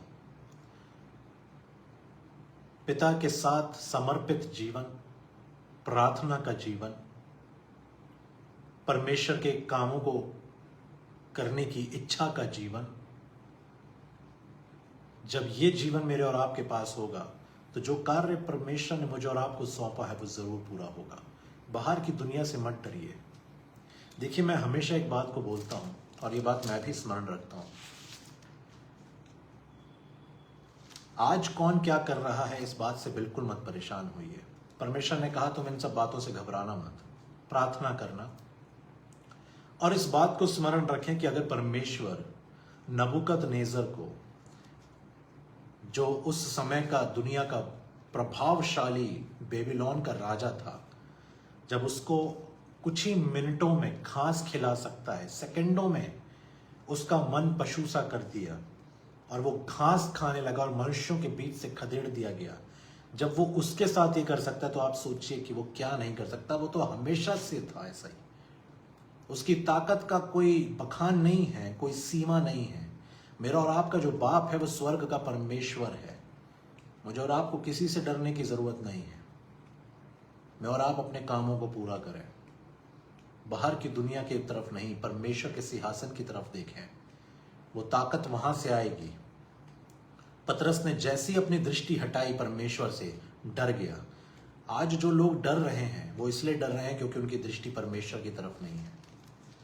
मैं ये नहीं कहता कि आपके अंदर आप बिल्कुल बेखौफ निडर हो जाओगे, पर जब आंखें सही जगह लगी रहेंगी वो डर खत्म हो जाएगा। वो डर नीचे और विश्वास ऊपर बना रहेगा। और जब विश्वास ऊपर रहेगा तब पहाड़ हिला दिए जाएंगे। लोगों की तरफ मत देखिए, परमेश्वर की तरफ देखिए। दाऊद अपने भजन में बहुत खूबसूरती से इस बात को लिखता है, भजन संहिता 18 में। और वो क्या कहता है? हाँ, और देखिए ये भजन कब लिखा गया है। प्रधान बजाने वाले के लिए यहोवा के दास दाऊद का गीत, जिसके वचन उसने यहोवा के लिए उस समय गाए जब यहोवा ने उसको उसके सारे शत्रुओं से और शाऊल के हाथ से भी बचाया था। उसने क्या कहा? पहली आयत 18 की, हे परमेश्वर, हे मेरे बल, मैं तुझसे प्रेम करता हूं। यहोवा मेरी चट्टान और मेरा गण और मेरा छुड़ाने वाला है। मेरी ईश्वर मेरी चट्टान है, जिसका मैं शरणागत हूं। वह मेरी ढाल और मुक्ति का सींग है और मेरा ऊंचा गढ़ है। मैं यहोवा को जो स्तुति के योग्य है पुकारूंगा। इस प्रकार मैं अपने शत्रुओं से बचाया जाऊंगा। Yes we need the help, yes we need the favour, yes we need the holy spirit, and yes we need the plans and strategies, and yes we have our lord on our side, and when he is with us who can be against us. हाँ, हमें सारी बातों की जरूरत है। हमें अनुग्रह चाहिए, उसकी दया चाहिए, और वो है। हर एक काम को जो उसने सौंपा है, मेरे और आपके पास उसने तोड़ा दिया है। आत्मिक हथियार दिए हैं, प्रार्थना का हथियार है। मैं और आप जानते हैं कि वो आत्मिक हथियार आत्मिक दुनिया, प्रार्थना की दुनिया में ऑपरेट होते हैं। मुझे और आपको अधिकार दिया है। मैं तुम्हें शत्रु की सारी सामर्थ पर अधिकार दिया, वचन कहता है। हाँ, किसी बात की मुझे और आपको कमी घटी नहीं है। वो खुद मेरे और आपके आगे पीछे हमें घेरे हुए है। अपना काम पूरा करें मैं और आप। जो बात उसने सुसमाचार फैलाने की है, जो बात उसने मुझसे और आपसे की है, जो उद्देश्य मेरे और आपकी जिंदगी में है, जो कार्य उसने मुझे और आपको सौंपा है, पवित्रता में बने रहिए मेरे लोगों। मैं बस आपसे यही कहूंगा, आपकी पवित्रता मेरी पवित्रता बनी है, फिर संसार बाहर से कुछ भी करता रहे, एक बाल भी नहीं गिर सकता किसी का। प्रार्थना में, पवित्रता में, उपवास में, परमेश्वर के साथ, उसके साथ एक आत्मा हो जाइए। और आप देखिए, ये संसार, ये लोग, वचन ऐसे ही नहीं कहता कि जितने हथियार तेरी हानि के लिए बनाए जाएंगे उनमें से एक भी तुझ पर प्रबल ना होगा। ये बोल दिया है परमेश्वर ने, ये पूरा होगा। अब ये हर जगह है। जैसे में और आप आत्मिक रेल्म में उतर जाएंगे, जैसे में और आप उस वचन को जीवित करने के लिए उतर जाएंगे, जैसे में और आप पवित्रता में, वफादारी में, पवित्र आत्मा से भरे हुए आग और सामर्थ में, जैसे में और आप उस आत्मिक दुनिया में एंट्री लेंगे, ये सारे वचन में और आप अपनी तरफ खींच लेंगे। कोई दुनिया की ताकत मेरे और आपके सामने नहीं आ सकती, राज्य नहीं आ सकते, लोग नहीं आ सकते, क्योंकि परमेश्वर से बड़ा कोई नहीं है। परमेश्वर का वचन कहता है, यदि मैं कुछ करना चाहूं तो कौन मुझे रोक सकेगा। इमेजिन आपका और मेरा पिता कौन है। लोगों को लगता है कि ये मसीह लोग, ये तो कुछ नहीं बोलते, डरते हैं, घर में रहते हैं। हम घर में इसलिए रहते हैं क्योंकि खुदा ने बोला प्रार्थना करो उनके लिए, तो हम घर में रह के प्रार्थना करते हैं कि तुम बच जाओ, तुम्हारी आत्माएं बच जाएं। वो स्वर्ग का परमेश्वर जो हम सबका पिता, वो तुम्हारा भी पिता है, वो हमारा भी पिता है। बस तुम अगर मान लो और खुद प्रार्थना करो, खुद वो तुम्हें जवाब देगा। कोई धर्म परिवर्तन नहीं है, सिर्फ मन परिवर्तन है। मैं लोगों से कहता हूं, जाओ अपने घरों में घुटने टेक के प्रार्थना करो। मेरी भी जरूरत क्या, तुम खुद मांगो। तुम कहते हो कि नहीं, ये तो वचन दे रहे हैं, ईसाई बना रहे हैं। अरे तुम खुद वचन को घर ले जाके पढ़ो, और तुम अगर बीमार हो तो खुद प्रार्थना करो, और तुम खुद देखना कि जवाब जब आएगा तब तुम क्या बोलोगे। मैंने जब भी किसी को सुसमाचार दिया, मैंने कहा आप पढ़ना, प्रार्थना करना। वो परमेश्वर हर जगह है। उसको वो जब एक व्यक्ति घुटने पर सच्चाई के साथ, पश्चाताप के साथ अपने पापों को मानकर बैठ जाएगा, वो उससे बात करने लगेगा।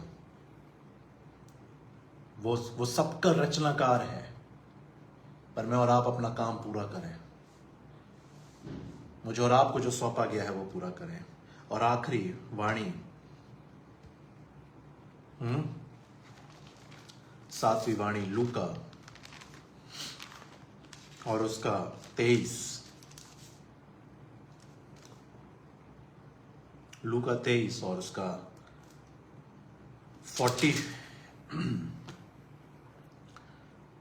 44 से 49। लगभग दोपहर से तीसरे पहर तक सारे देश में अंधियारा रहा, छाया रहा, और सूर्य का उजाला जाता रहा, और मंदिर का पर्दा बीच से फट गया। और यीशु ने बड़े शब्द से पुकार कर कहा, हे पिता, मैं अपनी आत्मा तेरे हाथों में सौंपता हूं। और यह कहकर प्राण छोड़ दिए। सूबेदार ने जो कुछ हुआ था देखकर परमेश्वर की बड़ाई की, और कहा, निश्चय यह मनुष्य धर्मी था। और भीड़ जो यह देखने को इकट्ठा हुई थी, इस घटना को देखकर छाती पीटती हुई लौट गई। पर उसके सब जान पहचान और जो स्त्रियां गलील से उसके साथ आई थी, दूर खड़ी हुई यह सब देख रही थी। हे पिता, 7वीं वाणी, और यीशु ने बड़े शब्द से पुकार कर कहा, हे पिता, मैं अपनी आत्मा तेरे हाथों में सौंपता हूं। सब कुछ कर कर वो अपने आत्मा को अपने पिता के हाथ में सौंप देता है। मेरे लोगों, तोड़ों के दृष्टांत पर मैंने और आपने मनन किया, चर्चा की। आप जानते हैं, जब स्वामी वापस आया, और एक चीज जो मुझे बहुत अच्छी लगी जब मैं पढ़ता हूं इसको, बहुत दिनों के बाद मत्ती 25 और 19 में लिखा है, बड़े ध्यान से समझिएगा, हम उस पर वापस आएंगे, जो प्रभु यीशु मसीह ने कहा कि हे पिता, मैं अपनी आत्मा तेरे हाथ में सौंपता हूं। इस बात पर जो है मैं और आप फिर से वापस आ रहे हैं, पर इस घटना को देखिए और समझने की कोशिश करिए। बहुत दिनों के बाद उन दासों का स्वामी आकर उनसे लेखा लेने लगा। जिसको 5 तोड़े मिले थे, उसने 5 तोड़े और लाकर कहा, हे स्वामी, तूने मुझे 5 तोड़े सौंपे थे, एक काम सौंपा था तूने, देख मैंने 5 तोड़े और कमाए। उसके स्वामी ने उससे कहा, धन्य है अच्छे और विश्वास योग्य दास, तू थोड़े में विश्वास योग्य रहा, मैं तुझे बहुत सी वस्तुओं का अधिकारी बनाऊंगा, अपने स्वामी के आनंद में सहभागी हो। और जिसको 2 तोड़े मिले थे, उसने भी आकर कहा, हे स्वामी, तूने मुझे 2 तोड़े सौंपे थे, देख मैंने 2 तोड़े और कमाए। उसके स्वामी ने उससे कहा, धन्य है अच्छे और विश्वास योग्य दास, तू थोड़े में विश्वास योग्य रहा, मैं तुझे बहुत वस्तुओं का अधिकारी बनाऊंगा, अपने स्वामी के आनंद में सहभागी हो। आपके और मेरे पास जो कार्य जैसे प्रभु यीशु मसीह को सौंपा गया है, और जब उसने वो काम को पूरा कर लिया, आप जानते हैं प्रभु यीशु मसीह के विषय में मीका 5 में क्या भविष्यवाणी हुई। हे बैतलहम, ध्यान से समझिएगा, आखिरी की लाइंस को बड़े ध्यान से सुनिएगा और पूरे आयत को ध्यान से सुनिएगा। हे बैतलहम एप्राता, यदि तू ऐसा छोटा है कि यहूदा के हजारों में गिना नहीं जाता, तो भी तुझमें से मेरे लिए एक पुरुष निकलेगा, प्रभु यीशु मसीह है ना, उसके लिए बात की जा रही है। और उसका निकलना प्राचीन काल से वरन अनादिकाल से होता आया है, इस कारण वह उस समय तक त्यागे रहेगा जब तक जच्चा उत्पन्न ना करे। तब इस्राएलियों के पास उसके बचे हुए भाई लौटकर उनसे मिल जाएंगे, और वह खड़ा होकर यहोवा की दी हुई शक्ति से और अपने परमेश्वर यहोवा के नाम के प्रताप से उनकी चरवाही करेगा। वे सुरक्षित रहेंगे, क्योंकि अब पृथ्वी की छोर तक महान ठहरेगा, वह शांति का मूल होगा। आमीन। तो जो प्रभु यीशु मसीह ने पूरा किया, उसका रिवॉर्ड क्या था? अब वह पृथ्वी की छोर तक महान ठहरेगा, वह शांति का मूल होगा। जब दासों ने अपने तोड़ों को स्वामी को सौंप दिया, तो स्वामी क्या कह रहा है? हे धन्य और हे धन्य अच्छे, हे अच्छे और धन्य विश्वास योग्य दास, हाँ, तू थोड़े, हे धन्य है अच्छे और विश्वास योग्य दास, तू थोड़े में विश्वास योग्य रहा, मैं तुझे बहुत वस्तुओं का अधिकारी बनाऊंगा, मैं तुझे अनंत काल के जीवन का अधिकारी बनाऊंगा। तू उस जीवन को जीने पाएगा, तू स्वर्ग में मेरे साथ रहने पाएगा, तुझे वहां एक रहने का घर दिया जाएगा, तू मेरे साथ मेरे प्रेम में रहेगा। मैं तुझे, पत्रस से प्रभु ने कहा कि मैं तुझे स्वर्ग राज की कुंजियां दूंगा। एक रिवॉर्ड काम को पूरा करने के बाद। कैसे मुझे और आपको पता चलता है? आप देखिए, जिसके पास 10 तोड़े थे, उसको वापस वो तोड़े दे दिया गया जो 1 तोड़ा था। क्या लिखा है? क्योंकि इसलिए ये वह तोड़ा उससे ले लो, और जिसके पास 10 तोड़े हैं उसे दे दो। आप और मैं जब खुदा के लिए इस्तेमाल होने लगेंगे, परमेश्वर और बरकत और खुदा अपने फजल से, अपनी आग से, अपनी सामर्थ्य से भरेगा, ताकि मैं और आप आगे बढ़ते जाएं। मुझे और आपको एक असाइनमेंट परमेश्वर ने सौंपा, आपने और मैंने पूरा किया, आप और मैं आगे बढ़ गए। दूसरा असाइनमेंट, तीसरा असाइनमेंट, जैसे जैसे मैं और आप खुदा के कामों को पवित्रता के साथ, उसकी इच्छा के साथ, आग और सामर्थ के साथ करते हुए आगे बढ़ते जाएंगे, परमेश्वर मुझे और आपको उसके लिए रिवॉर्ड भी देता जाता है। जरूरी नहीं है कि वो आत्मिक वो संसार की बड़ी बड़ी गाड़ियां हो, बड़ा घर हो, वो उसके हाथ में है, वो जब चाहेगा वो उसको दे देगा, पर उसके पीछे भागने के लिए बात नहीं है। बात है कि वो मुझे और आपको अपने वरदानों से भरता चला जाएगा, फलों से भरता चला जाएगा, अपनी और आत्मा का गाढ़ा अभिषेक देगा और मुझे और आपको बड़े असाइनमेंट देगा। पहले आपको 2, फिर 20, फिर 200, फिर 1000, लाख, करोड़ रूहें देगा कि मैं और आप जो है उनके बीच में जाएं और खुदा की सेवकाई को करें। और जो सौंपा है, जब मैं और आप उसको पूरे वफादारी के साथ, प्यार के साथ, प्रेम के साथ, मेहनत के साथ उसको वो सौंपेंगे, वो कहेगा कि इसे और अब इसको और एक लेवल और ऊपर उठाने का समय आ गया है। जैसे कंपनी में जब लोग मेहनत करते हैं तो एक एक्सपेक्टेशन के साथ करते हैं कि हमारा जो है हम बढ़ते जाएंगे पोजीशन में, वैसे ही आत्मिक पोजीशंस भी बढ़ती हैं। आप देखिए पौलुस के शरीर से लोग कपड़ा छूकर अपने जाके बीमारों पर रखते थे और वो चंगे होते थे। पतरस की परछाई से लोग ठीक हो रहे थे। प्रभु यीशु मसीह ने कहा था, जो मुझ पर विश्वास करेगा वो यह काम वरन जो मैं करता हूं इनसे भी बड़े बड़े काम करेगा। वो तो खुद ये बोलकर गया है मुझसे और आपसे उसने वायदा किया है और आज हमारे बीच में अपने पवित्र आत्मा के द्वारा हमारे साथ, हमारे अंदर है और उसने खुद ये वायदा किया कि तुम मुझसे बड़े बड़े काम करोगे। आप और मैं जो हैं अपनी सोच में जब छोटे हो जाएंगे तब काम बड़े नहीं हो सकते। हमें बड़ी सोच रखनी है, हमें अपनी पॉकेट नहीं खुदा की पॉकेट से बात करनी है। ये मतलब नहीं कि मैं और आप जो है अब ये सोच लें कि नहीं जी मैं तो बिजनेस में, अगर खुदा ने बोला है कि मुझे और आपको बिजनेस करना है तो मैं और आप बिल्कुल करें। हर किसी को अलग दान दिया गया है, किसी को दिया गया है ताकि वो अपना जो है जीवन अर्पित कर सके, अपना जीवन, किसी को प्रार्थना का वरदान दिया गया है, किसी को प्रार्थना, भविष्यवाणी, अन्य भाषाओं का वरदान दिया है, अर्थ बताने का वरदान दिया है। वचन कहता है जो दे तो ऐसा दे कि वो जो है, पौलुस इस बात को कलीसिया को जो है वो स्पष्ट रूप से बताता है कि तुम्हारे पास अनेक वरदान हैं, तुम उत्तम से उत्तम आत्मिक वरदानों की धुन में रहो। परमेश्वर का वचन इस बात को स्पष्ट कह रहा है कि तुम उत्तम से उत्तम वरदानों की धुन में रहो और सबके पास अलग अलग वरदान है। किसी के पास दान देने का वरदान, तो मैं और आप पूछें खुदा से कि परमेश्वर तू मुझसे क्या चाहता है। और जब वो मुझे और आपको वरदानों से भरना शुरू करेगा तब मैं और आप बढ़ते जाएंगे, काम करते जाएंगे और उसके हाथ में सौंपते जाएंगे। क्या मैं और आप अपने जीवन को सबसे पहली बात उस जिंदगी में जाने की, आप देखिए कि ये दास, ये आज्ञाकारी दास थे, पर इनका स्वामी आया तोड़ों को सौंपने के लिए, तोड़ों को सौंप के गया। इन्होंने प्रेम के साथ उसको स्वीकार किया, बोझ के साथ नहीं। बोझ के साथ तो इसने स्वीकार किया, इसलिए इसने गड़ा दिया जिसको 1 तोड़ा मिला था और आकर उसको लौटा दिया। पर आप देखिए इसने कोई पाप नहीं किया था, बस इसने अपनी इच्छा को आगे रखा। इसलिए वचन कहता है, स्वामी ने कहा दुष्ट और आलसी बोल सकते हैं। दुष्ट क्यों? क्योंकि तू अपने जीवन को, तेरा जीवन तेरे लिए सब कुछ था, तू स्वामी के लिए कुछ करने की इच्छा नहीं रखता था। तूने जो तूने वो तोड़ा गड़ा दिया, उसको कहीं रखता, कहीं से कोई तो कार्य होता उस तोड़े के साथ, कहीं तो इस्तेमाल किया जाता वो तोड़ा, सराफों के पास ही रख देता, पर तूने उसको गाड़ दिया, बंद कर दिया।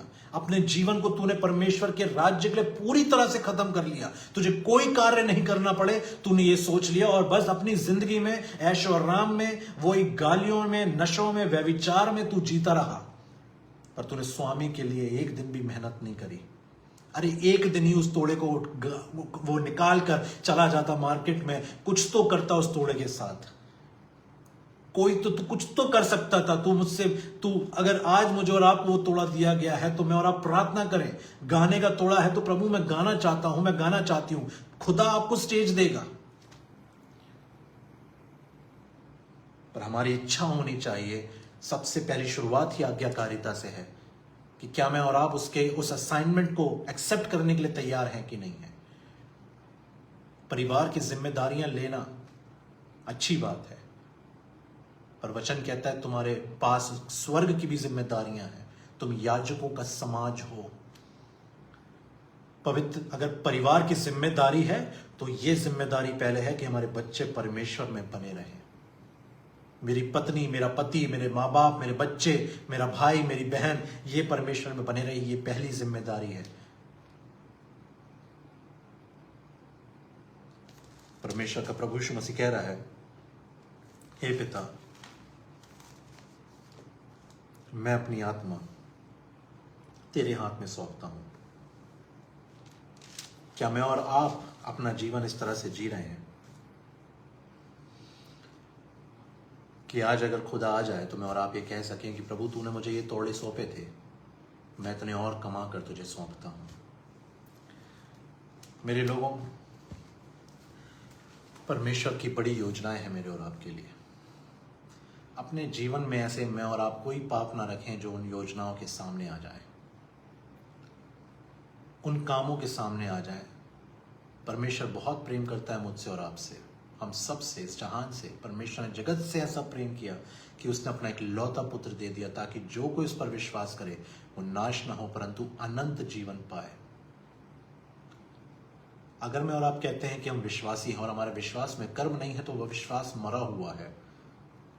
हमारे कामों में, हमारे विश्वास में कर्म दिखना जरूरी है। अगर मैं और आप कहते हैं कि हम प्रभु यीशु मसीह के लोग हैं तो फिर कर्म भी होना चाहिए। मेरे और आपके सिर्फ शब्द नहीं पर कर्म उसमें दिखना चाहिए। शब्द से तो दुष्ट आत्माएं भी प्रभु को प्रभु कह के बुलाती थी, पर आप देखिए कि वो जो है, उनके कर्म जो हैं, मेरे और आपके कर्म कैसे हैं? मैं और आप कैसा अपना जीवन खुदा के सामने रखकर चल रहे हैं? क्या मैंने और आपने आज अपने जीवन से खुदा को वो इज्जत, वो प्यार, वो सम्मान दिया है कि नहीं? मैं और आप संसार में जब लोग किसी भी पाप में रहते हैं ना, ये परमेश्वर के लिए दुख का कारण है और उस बलिदान के लिए ये बलिदान को बहुत छोटा बना देता है। मैं और आप अपनी जिंदगी के हर सांस में, हर दिन में उसको महिमा दें और ऐसा जीवन जिए कि वो जब मुझे और आपकी ओर दृष्टि गड़ाए तो उसको ये दिखे कि ये मेरा वफादार बेटा है, मेरी बेटी है। हम कहते हैं ना, जब स्कूल में बच्चे अच्छे परफॉर्म करते हैं, she is my daughter, he is my son, वैसे खुदा भी स्वर्ग में ये कह सके कि they are my, this is my family, she is my daughter, he is my son. वो इस तरह से स्वर्ग में मुझे और आपको देखकर बोल सके, उसके चेहरे पर एक मुस्कान रहे जब वो मुझे और आपको देखे। ना हो ऐसा कि वो मुझे और आपको देखे, लोगों को देखे और वो ये कहे जैसे उसने यहूदा के लिए बोला था कि इस मनुष्य का यदि जन्म ही ना होता तो इसके लिए भला होता। पर हो सके, मेरी प्रार्थना है कि वो हम सब के लिए ये कहे, हम सब के लिए वो ये कहे कि ये मेरा प्रिय पुत्र है, ये मेरी प्रिय पुत्री है जिससे मैं अति प्रसन्न हूं। आइए हम प्रार्थना करें। पिता परमेश्वर, प्रभु यीशु नासरी के नाम से आपके नजदीक आते हैं, आपको धन्यवाद देते हैं। प्रभु हम आपको बहुत धन्यवाद देते हैं आपके बलिदान के लिए, आपके जी उठने के लिए। प्रभु धन्यवाद देते हैं कि आपने हमारे लिए अपने प्राणों को दिया और हमें आपने अनंत काल का जीवन दिया और ये सब आपने अपने महान प्रेम के तहत किया। प्रभु प्रार्थना है प्रभु कि हमारे मनों में, हमारे शरीरों में, जीवनों में पवित्र आत्मा हमेशा रहे और हमारे अंदर वही प्रेम पाया जाए जैसा आप चाहते हैं, पवित्रता पाई जाए। पवित्र आत्मा के फलों वरदानों से हम में से हर एक को भरें प्रभु, ताकि जैसा आपने जीवन इस पृथ्वी पर जिया हम भी जी सकें। जैसा आपका स्वभाव था वैसा हमारा स्वभाव हो, जैसे आपके द्वारा पिता की इच्छा पूरी हुई वैसे हमारे द्वारा भी पिता की इच्छा पूरी हो। जैसे आप सामर्थ और आग से भरकर हर एक कार्य को करते थे, हम भी सामर्थ और आग से पवित्र आत्मा की भरकर हर एक कार्य को कर सके। हमारी मदद करें प्रभु, हमें अपने साथ लेकर चलें। जितने प्रार्थना निवेदन आज किए गए हैं सबको आप ब्लेस करें। यहोवा मिनिस्ट्रीज यूके पेज को ब्लेस करें और रेवरेंड चरणजीत सिंह कंबोज जी उनके परिवार को, सिस्टर मन्नत जी उनके परिवार को, जितने हमारे प्रिय लोग आज यहाँ जुड़े हैं सबके परिवारों को, जितने भी तेरे दास दासी जगत के ईमानदार बेटे बेटियां हैं सबको और सबके परिवारों को आप ब्लेस करें। यीशु अपने हाथों से छूकर हम सबको अपनी महिमा के लिए इस्तेमाल करें। यीशु के नाम से मांगते हैं पिता, आमीन। मेरे लोगों, परमेश्वर का धन्यवाद हो इस समय के लिए। आई नो कि इट्स 9:25 और आज समय ज़्यादा है लग गया, बट आई रियली प्रे कि जो आज परमेश्वर ने हमारे जीवन में वचन का बीज बोया है वो 100 गुना फल लाए और हम सबको प्रभु यीशु मसीह पर्सनली विजिट करे और हमसे बातें करे और अपनी महिमा के लिए इस्तेमाल करे। परमेश्वर हम सबों को आशीष दे। जय मसीह की।